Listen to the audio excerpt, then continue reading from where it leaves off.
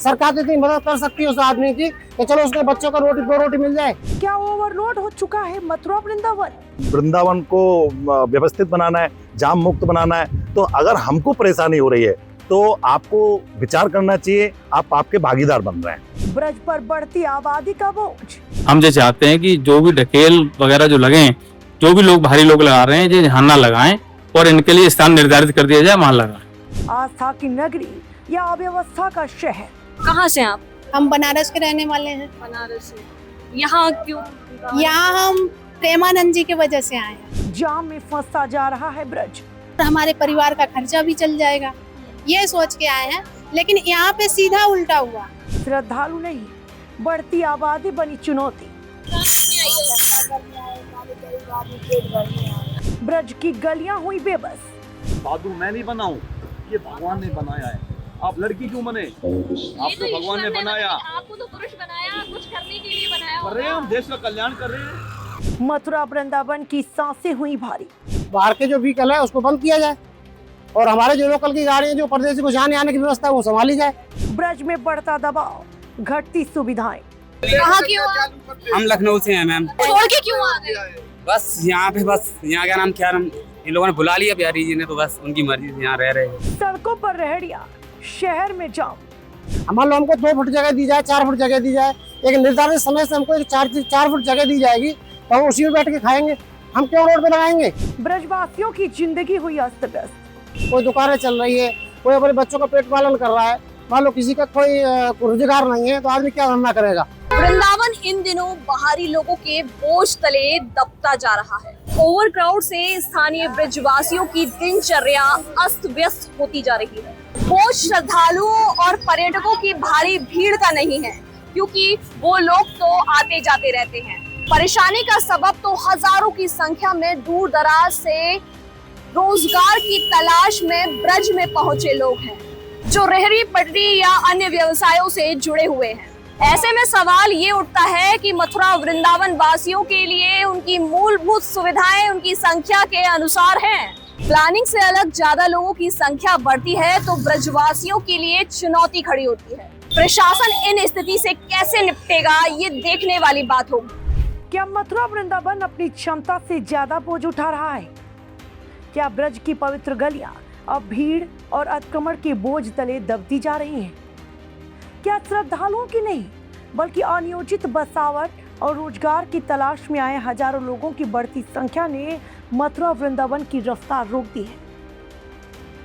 विश्व प्रसिद्ध तीर्थ नगरी मथुरा वृंदावन आज विकास और व्यवस्था के बीच एक बड़ी संघर्ष से गुजर रही है, जहां एक तरफ हर दिन लाखों श्रद्धालु ठाकुर जी के दर्शन करने पहुंचते हैं, वहीं दूसरी तरफ बढ़ती आबादी, रेहड़ी पटरी और अनियोजित विस्तार ने स्थानीय लोगों की जिंदगी मुश्किल बना दी है।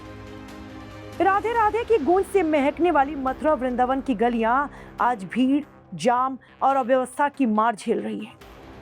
यहाँ आने वाले श्रद्धालु और पर्यटक तो कुछ दिन के मेहमान होते हैं, लेकिन पिछले कुछ वर्षों में रोजगार की तलाश में दूर दराज राज्यों से आए हजारों लोग अस्थायी रूप से ब्रज क्षेत्र में बस गए हैं।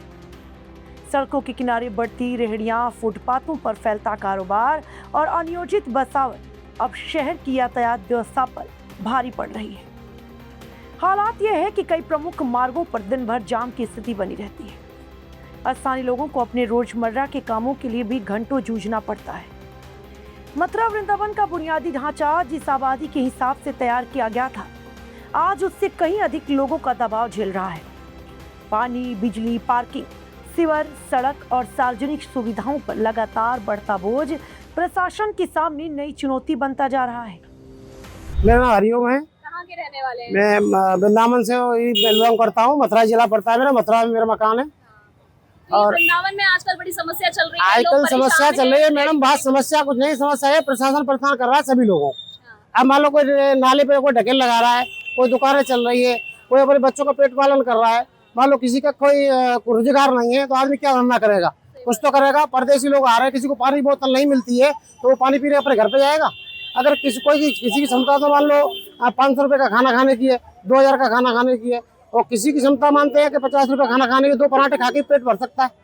अगर 2 पराठे खा के पेट भरेगा तो 2 पराठे खाने कहाँ मिलेंगे? कहीं मिलेंगे? पूरे वृंदावन में नहीं है भाई। अब किसी को कोई फ्रूट लेना है, रेहड़ी पटरी वालों से कहना है प्रशासन का ये है कि जाम की स्थिति उत्पन्न हो रही है, अब ऐसे में क्या कहेंगे? जाम की स्थिति उत्पन्न हो रही है, कोई बात नहीं है। जो बाहर के व्हीकल है उनको रोका जाए। हमारे मल्टी पार्किंग बना रखा है, किस लिए बना रखा है? बाहर के जो व्हीकल है उसको बंद किया जाए, और हमारे जो लोकल की गाड़ियाँ जो परदेशी को जाने आने की व्यवस्था है वो संभाली जाए। और जो दुकानें हमारी लग रही हैं, लोगों की दुकानें चल रही हैं, उनको कम से कम खाने के लिए जीवन ज्ञापन तो होना चाहिए। मान लो कोई त्योहार आया, 10 दिन के लिए कोई दुकानें स्लो करा दी, कोई बात नहीं है। मान लो अब 24 घंटा के लिए आदमी कब तक भूखा बैठा रहेगा? कभी तो खाना मिलेगा उसको, नहीं मिलेगा। तो ये डीएम साहब से, प्रशासन से, सभी लोगों से अनुरोध है हमारा, हाथ जोड़ के प्रार्थना है कि सभी लोगों की जो भी दुकानें लग रही हैं, मान लो हमको 2 फुट जगह दी जाए, 4 फुट जगह दी जाए, एक निर्धारित समय से हमको 4 फुट जगह दी जाएगी, तो हम उसी में बैठ के खाएंगे। हम क्यों रोड पे लगाएंगे? तो ढकेल वालों से कोई वसूली भी हो रही है? ढकेल वालों से वसूली हो रही है, नहीं हो रही, इसके बारे में हमें नहीं पता। हमसे कोई वसूली नहीं हो रही किसी बात की। दुकान वालों से नहीं हो रही? दुकान वालों से क्यों हो रही है? मान लो दुकान लग रही है, दुकान पे ये मान लो दुकान है, इस दुकान पे अगर 2 फुट 4 फुट आदमी आगे बढ़ा के लगाए, जब तक दुकान डिस्प्ले तैयार नहीं होगी, दुकान वालों को क्यों परेशान कर रहे हैं अरे प्रशासन? दुकान पर डिस्प्ले तैयार नहीं होगी तो दुकान दूसरी नहीं कहलाई जाएगी। आदमी तो कस्टमर दुकान पर कहाँ से आएगा भाई? पर हम जो लोग जो भी काम कर रहे हैं, कपड़े का, खाने का, पीने का, पानी का, कोल्ड ड्रिंक का, तो परदेश के लिए ही तो कर रहे हैं। अगर यहाँ पे कोई चीज़ परदेशी को खाने के लिए ही नहीं मिलेगा तो परदेश यहाँ कहाँ से आएगा भाई? हमारा धाम है, हमारे धाम में ये काम नहीं होगा तो कैसे काम होगा भाई? धाम में कमाने वाले लोगों के लिए कुछ तो रियायत दी जाएगी। मान लो रोड पर 40 फुट जगह, 40 फुट में तो 5 फुट जगह तो दे सकते हैं। 5 फुट जगह होगी, 5 फुट वो अपने जीवन के ऊपर करेगा। ब्रजवासियों का एक कहना ये है कि बाहर के लोग आकर के यहाँ पर रेडी पटरी लगा रहे हैं, रोजगार कर रहे हैं, वो लोग अपने शहरों में क्यों नहीं कर रहे काम? इस चीज पर आपका क्या? वो ठीक है, वो अपने शहरों में करना है। तो मान लो जो लोगों को कोई व्यवस्था अपने शहर में नहीं बन रही है, सारा आदमी जाता है धाम में। हमारे प्रेमानंद महाराज हैं, उन्होंने बहुत लोगों को आकर्षित किया अपनी तरफ, आकर्षित किया तो लोग यहाँ पे आके रहना चाहते हैं और अपना जीवन ज्ञापन भी करना चाहते हैं। लेकिन जगह नहीं फिर? अरे नगर निगम के पास इतनी जगह है कि मान लो 5 फुट जगह के दुकानदार को एक ढकेल के लिए नहीं दी जा सकती। एक 5 फुट जगह अगर उसके लिए होगी तो कम से कम बच्चों को पालन तो करेगा, हम भूखे तो नहीं रहेंगे। अरे किसी छत के नीचे नहीं है तो रोड पे तो लगा सकता है, उसको छत नहीं मिल रही है तो रोड तो हो सकता है। सरकार तो इतनी मदद कर सकती है उस आदमी की कि चलो उसके बच्चों को 2 रोटी मिल जाए। अरे सब्जी से ना तो चटनी से तो मिल सकती है। कैसा है ब्रज का आनंद? आइए, इसका दाम बहुत अच्छा है। मैं हरियाणा गुड़गांव से हूँ, मुझे 6 साल हो गए। बहुत अच्छा लगता है वृंदावन धाम। हरि नाम कीर्तन होता है शाम को 6 बजे से लेकर 8 बजे तक, और संडे को होता है 7 बजे से लेकर 9 बजे तक। हरे कृष्णा कृष्णा कृष्णा हरे हरे, हरे राम राम राम हरे हरे। जब साधु बन गए तो कोई हरियाणा नहीं, कोई यूपी नहीं, कोई एमपी नहीं, कोई आई लव माई इंडिया। सिर्फ हिंदुस्तान जिंदाबाद। ये घर संसारी हिंदुस्तानी हमारा घर परिवार है। जय जय श्री राम। वृंदावन क्यों? हिंदुस्तान तो बहुत बड़ा है। क्योंकि वृंदावन धाम में कण कण में श्री कृष्ण जी हैं। राधा कृष्ण राधा, अच्छा लगता है। एक बात बताइए, ब्रज में काफी तादाद में लोग आ रहे हैं, उनका जाने का मन नहीं करता ब्रज से, ऐसा ही है। कारण क्या है? गलियां हैं यहाँ, हमारे श्री बाके बिहारी लाल जी की अद्भुत लीलाएं हैं, श्री कृष्ण जी की, राधा रानी की। जो बंदा एक बार आ जाता है ना, यहाँ से जा नहीं सकता है। पागल खाने से पागल आ जाएगा, पर वृंदावन से बाहर नहीं जा सकता है। ये भगवान की ऐसी अद्भुत शक्ति है। बोलो वृंदावन धाम की जय। आप यंग हैं, आप नौकरी कर सकते हैं, जॉब कर सकते हैं, यहाँ वृंदावन में साधु बनकर भिक्षावृत्ति। साधु हमेशा भिक्षा मांग के खाता है। कोई भी साधु होगा, मैं यहाँ नहीं रहता हूँ, मैं पूरे देश में रहता हूँ। गंगोत्री, यमुनोत्री, श्री केदारनाथ, बद्रीनाथ, साईनाथ, कश्मीर से कन्याकुमारी सब एक देखा मैंने। हर हर महादेव भोलेनाथ। भूखे को अन्न, प्यासे को पानी, यही है हमारा संदेश। मैं हूँ भोला बाबा बर्फानी। कैसा लगा? आया मुकेश कुमार आहूजा, धनकोट गांव, हरियाणा वाले। कोई भी साधु हुआ, बड़े से बड़ा, छोटे से छोटा, एक मैं नहीं हूँ, अनेक। वो सिर्फ बच्चा मांगता है, उसका गुजारा यही होता है। हर हर महादेव। साधु क्यों बने? साधु मैं नहीं बना हूँ, ये भगवान ने बनाया है। आप लड़की क्यों बने? आपको भगवान ने बनाया, आपको तो पुरुष बनाया, कुछ करने के लिए बनाया कर रहे हैं, हम देश का कल्याण कर रहे हैं। भिक्षावृत्ति करके, भिक्षावृत्ति होता है बस, और क्या कैसे होना है? कैसे देश का कल्याण होगा? अयोध्या में इससे चंदा होगा। चोरी हो गया। हो गया तो हो गया, हमने तो ना किया है। श्री राम। साधु और संत कोई बात नहीं, करने वाले उन्हें भी तो रोटी विश्वास खानी होता है। विश्वास एक होता बात है। बताओ, चोरी करके और क्या, उन्हें भी तो रोटी खानी है। भाई बेचारा को उनका काम है। अब एक बात तो हम भिक्षा मांग के खा रहे हैं ईमानदारी से, सबके सामने, ला बच्चा ला, दे रही है पब्लिक, उस उनको कोई दे नहीं रहा था, उन्हें चोरी कर ली। ये कहाँ पर है? सिकंदरे। यहाँ पे काम करने आई हो? अलीगढ़ में धंधा नहीं था? अलीगढ़ में नहीं लेता कोई बात है? मेले में बिकते हैं। क्या नाम है तुम्हारा? मेरा हाँ, राम राम बेटे बेटे। अलीगढ़ की रहने वाली हो? अलीगढ़ के जोरा नानू गांव में। नानू। हाँ यहाँ बढ़िया चल रहा है धंधा पानी? ठंडा पानी चल जावे वाली सवेरे से दो जोड़ी करके बैठी है तो हैं? एक कोई ना दे। इतनी भीड़ तो चल रही है। नसीब की बात होता है, अच्छा, सबके जाते जोड़ी ना ऐसी सड़क पर लगा के बैठती हो? बाथरूम के डोलो ना जाते बेटा मुंह से। अच्छा अच्छा। जैसा तो यहाँ वृंदावन में कब से लगा रही हो? है कि 2-2.5 2 ढाई साल से। तो यहाँ कहाँ रहती हो फिर? पार्किंग फुटपाथ पे पड़ेगा। क्या नाम है बाबूजी आपका? मेरा नाम सत्येंद्र कुमार है, कहाँ के रहने वाले हैं? वृंदावन को। वृंदावन के हैं। रेहड़ी पटरी वालों से लोग कह रहे हैं, लोकल लोग के बाहर के लोग क्यों आ रहे हैं? नहीं लगाए बाहर, अपने घर अपने वहाँ लगाए। और सही है, आपका क्या कहना है? सही है। दुकानदार क्या करे हो, दुकानदार क्या करे हो, दुकानदार रेडी पे खाएगो, दुकानदार अपने रोज ये न लगावेगा। विशेषज्ञों का मानना है यदि समय रहते जनसंख्या वृद्धि और शहरी विस्तार को लेकर प्रभावी योजना नहीं बनाई गई तो आने वाले वर्षों में स्थिति और गंभीर हो सकती है। क्या नाम है आपका? जितेंद्र सिंह राणा। जितेंद्र जी, वृंदावन में जिस तरीके से इस वक्त समस्याएं देखने को मिल रही है, एक समाज सेवी के तौर पर आप वृंदावन में काम कर रहे हैं सिविल सोसाइटी के साथ में मिलकर, जिस तरीके की ये समस्या आ रही है जाम को लेकर के, इसको लेकर क्या आपकी राय है? देखिए, जाम के लिए अभी हम लोगों ने एक छोटा सा संगठन बनाया है जो वृंदावन को समर्पित है। काफ़ी जो संगठन है वृंदावन के, वो सब एक साथ बैठ के और हम लोग जाम पर ही अपना काम कर रहे हैं। और जाम बहुत ज़्यादा है ये तो सबको मालूम है, पर लेकिन अगर हम प्रयास करेंगे तो ऐसा नहीं है कि जाम से मुक्ति नहीं पा सकते हैं। प्रशासन भी साथ दे रहा है।